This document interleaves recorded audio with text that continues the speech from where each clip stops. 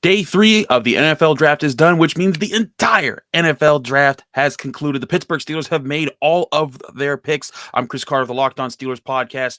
This is a sort of a update, a special episode, a bonus episode here on the weekend, recapping Day 3. Now, if you want to see my initial thoughts on their picking of Kenny Pickett in the first round, George Pickens in the second round, and DeMarvin Leal in the third round, all those videos are up on YouTube as well as the audio on Apple, Spotify, Google Podcasts, Odyssey, and wherever you get your podcasts. But we're here today to talk about the Day 3 picks because these are often the picks that are sneaky, and sometimes you get those little ones that are gems, the diamonds in the rough, if you will. So we're going to go over pick by pick 4 players selected by the Pittsburgh Steelers. The first player, one that I said was coming, not the specific player, but I told everyone for a long time the Steelers were going to draft 2 wide receivers in this class. They got George Pickens in the second. They double dipped and got Calvin Austin the third of Memphis in the fourth. Now, Calvin Austin, a burner. Now, he's small at 5'8". He's even smaller with 170 pounds. But this guy ran a 4.32 in the 40-yard dash. He put up back-to-back 1,000-yard seasons receiving at Memphis in his final 2 years. 19 touchdowns also stretching across those 2 years. This guy is a burner. He's a playmaker. Also shows a good job of hauling in tough catches. Looks like a guy who's really good. He has really good ball skills. This is a really good pick in my opinion for the 4th round. The Steelers needed to add a 6th guy to the wide receiver room. We know Deontay Johnson. We know Chase Claypool. We know they signed Miles Boykin. We know they drafted George Pickens, and now they have Calvin Austin. They still have Gunnar Olszewski, Anthony Miller, and Cody White. So they're gonna have a nice competition for camp to see where guys fall on the depth chart. But Calvin Austin III, I'll say this, because some people might be thinking, well, is he a one-trick pony? Because we've seen speedster guys like Dre Archer before. Let me tell you a little something. Calvin Austin, he makes people miss. He breaks tackles. He's a guy that if you give him a crease, he takes it for a touchdown or a big play. I think this is a really interesting pick, and I'm very intrigued to see how he works in a Matt Canada offense. Now, I know some people probably think, oh, yeah, the jet sweep. Let me tell you, when Matt Canada was the offensive coordinator back at Pitt in 2016, their offense was really talented, despite their quarterback being Nathan Peterman and them having to kind of be creative with it. But one thing that made it creative was they had a wide receiver, Quadri Henderson, who was quick, fast, and really tough to defend off the jet sweeps. That's where I see Calvin Austin playing in. The jet sweeps, a return man, and a pure burner that can line up not just in the slot, but outside as well. I like this addition, and like I said, this puts the Steelers in a position where if Deontay Johnson doesn't look to be the guy that they want to pay a big veteran contract to at the end of this next season and keep him around, they'll now have Pickens and Austin and Claypool on the roster as young receivers, and they can draft another guy next year. This seems like a smart move by the Steelers. They got a taller guy who has a little more sure sets of hands in the draft class in Pickens. Now they get one of the faster guys in Austin. Really good diversity there. Now, of course, the Steelers didn't have a 5th round pick, so in the 6th round they went and got a guy I did think, and if you listen to this show, if you watch this show a lot, I talked about the potential of getting him, and that was Connor Heyward, Cam Hayward's little brother, the tight end / fullback out of Michigan State. Now, some people might be thinking, what do you need a fullback for? Come on, you already got Derek Watt. Hear me out. And again, if you know about Connor Heyward because you've heard me talk about him, just indulge me here. Stick with me. Connor Heyward isn't just a regular old fullback. He can line up as the 3rd tight end. He's a physical guy. He shows good ball skills, makes really tough catches, hurdles defenders, trucks defenders, really good blocker, and really good on special teams. When you're in the 6th and 7th round, those are the type of guys you get. Bodies that can fill either multiple depth chart spots, guys who can help on special teams. And if they are great on special teams, awesome. If they develop to the main part of the roster, if they fill in on offense or defense, cool, bonus points. But that's who Connor Heyward is. I really like this pick. Also, it's crazy enough, and I tweeted out a picture of it. You can check it out at Carter Critiques. But it now gives the Steelers four sets of brothers. You got the Watt brothers with TJ Watt and Derek Watt. You have the Heyward brothers now with Cam Heyward and Connor Heyward. You have the Edmonds brothers with Terrell Edmonds and Trey Edmonds, the running back. And you also have the Davis brothers. Maybe many people forget them. I even forgot them initially.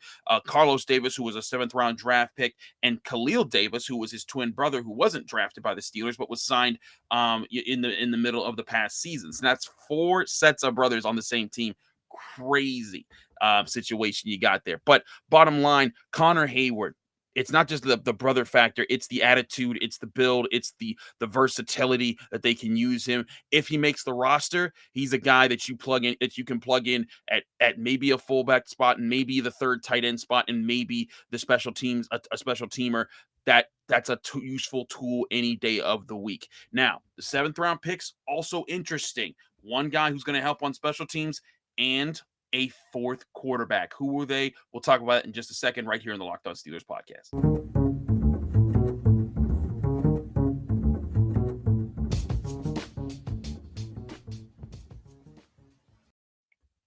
Back here in the Locked On Steelers podcast, I'm your host, Chris Carter. We're continuing our brief rundown of the day 3 picks. You had Chris Oladokun and Mark Robinson as your 2 7th-round picks. Now, Mark Robinson, linebacker out of Ole Miss, a pure special teams pick here. This guy isn't long. He's not really fast. Ran a very average force in the 40-yard dash in the 4.7s. He's only 5'11".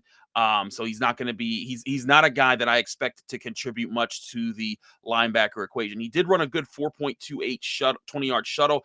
That would have ranked 2nd among linebackers, actually would have matched Chad Muma. So that's pretty good. It shows he has agility, but this is a guy who, when you look at him, and I looked up his tape, it's like, okay, he's just a special teams ace or a potential special teams ace. He's kind of like the Tyler Matakevich type of pick, faster than Tyler Matakevich, but a guy that you add, say, hey, go be good on special teams. If you are, we'll give you a shot at something else. So at best, he's your special teams guy that makes the roster that way. At worst, you spend a 7th-round pick on a potential guy like that.